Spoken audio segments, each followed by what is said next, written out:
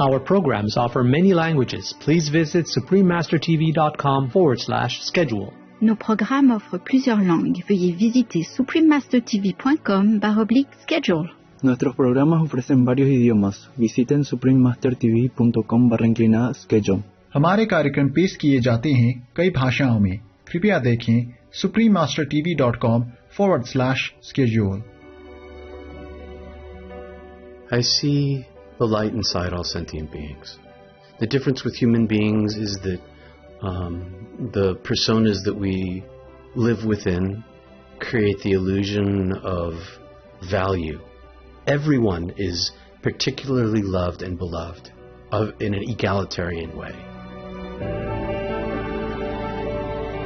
Heaven is Beautiful. Near-Death Experiences of Reverend Peter Panagore, Part 304. Continue watching to find out more.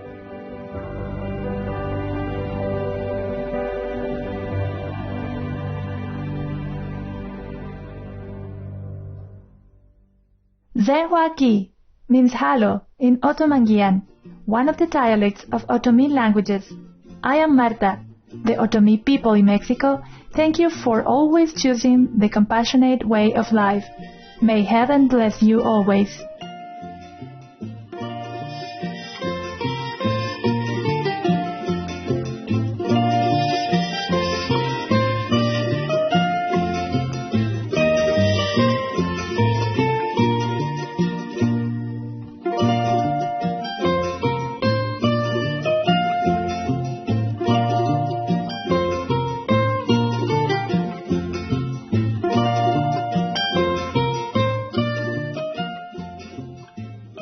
On today's episode, we continue our discussion with international best-selling author, professional speaker, and widely renowned devotional broadcaster, Reverend Peter Panagore, who has had 2 near-death experiences, or NDEs, that profoundly shaped his life.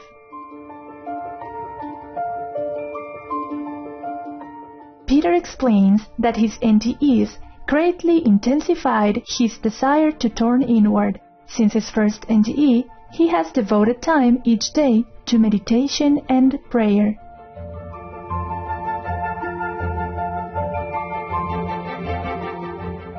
One of the side effects of near-death experience, and there's a lot of them, or after-effects as people call them, can be a more direct relationship to the divine.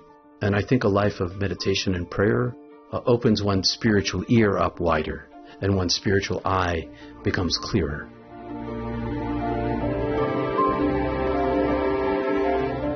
Reverend Panagore has practiced meditation for more than 40 years. A few years ago, he had a remarkable inner experience. One evening, when he returned home after hosting a late-night broadcast program, he tried to rest.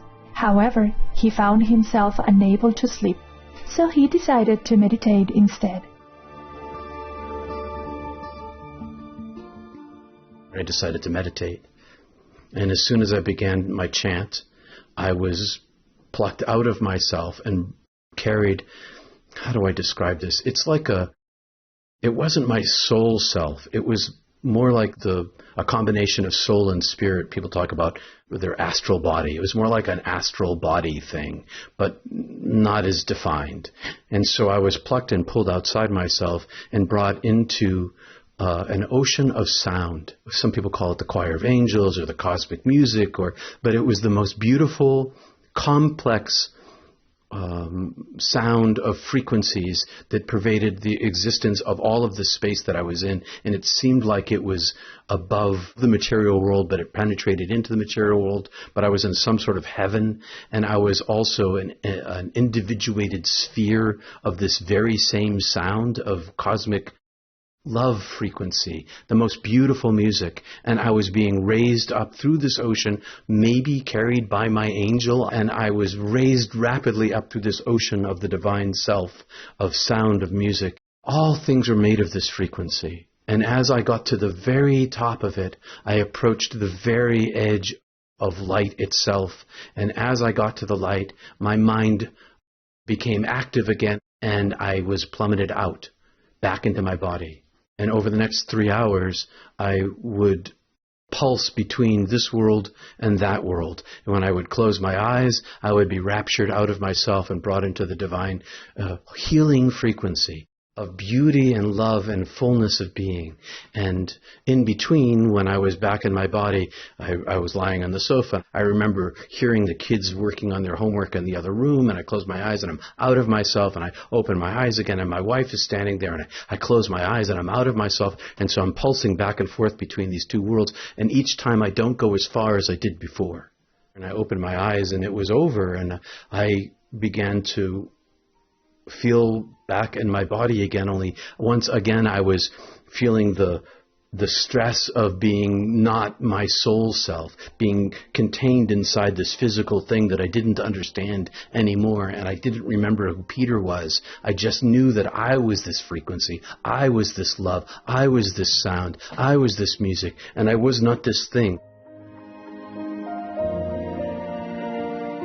Peter explains that all human beings, rich or poor, high-ranking or living in rags, have the same inner light of the divine. But what about animals? Do they also have this radiant inner light?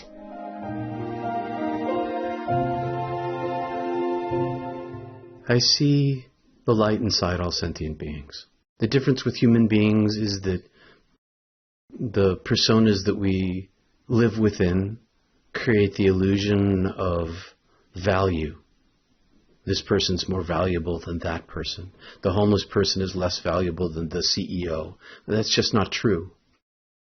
It's not true because they're all divinely loved by God in an equal way. Everyone is particularly loved and beloved in an egalitarian way. And I see animals the same way. I look in their eyes and I see the light. And I don't see a difference between the light inside my dog's eyes or the light inside a human's eyes. It's still the same radiant light. Animals are divine beings made of light, just like human beings are.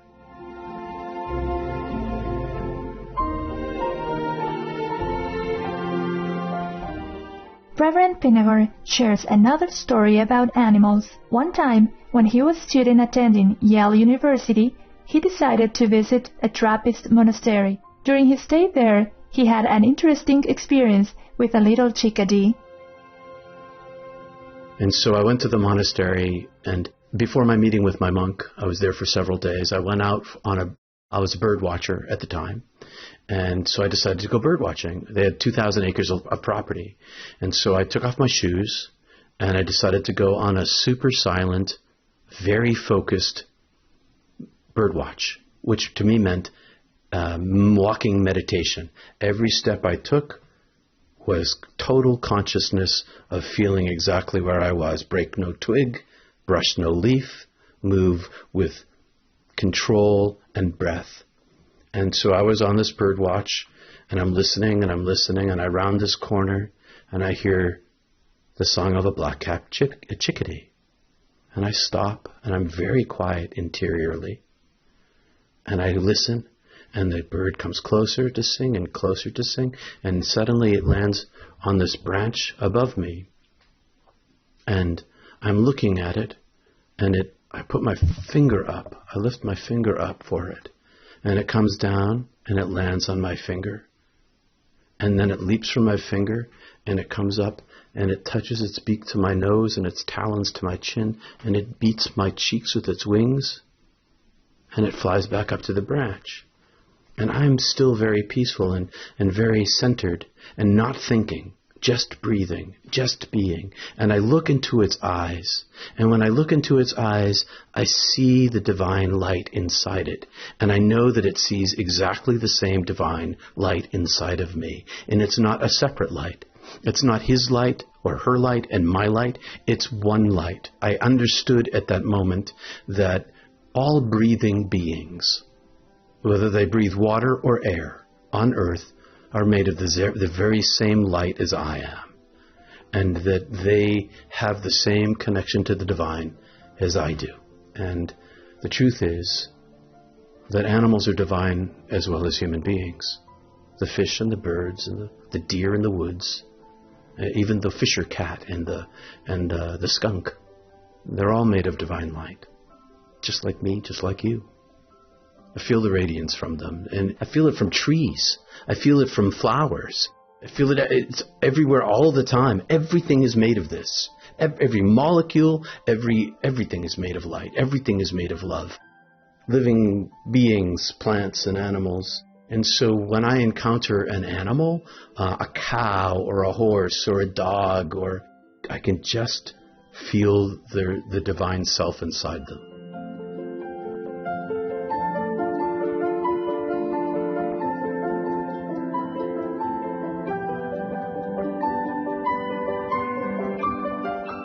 Reverend Peter Panagore, thank you for sharing your precious, insightful, and blissful experiences. We are grateful for your wisdom and kindness. For more information about Reverend Peter Panagore, please visit www.peterpanagore.love. Wonderful viewers, thank you for your company today. Please join us again on Saturday, July 18th for the concluding episode of Heaven is Beautiful, Near-Death Experiences of Reverend Peter Panagore, Part 4 of 4. Coming up next is the magic plant Moringa oleifera, right after noteworthy news. Through the grace of the divine, may all your days be filled with love and contentment. Our programs offer many languages. Please visit suprememastertv.com/schedule and suprememastertv.com/ss.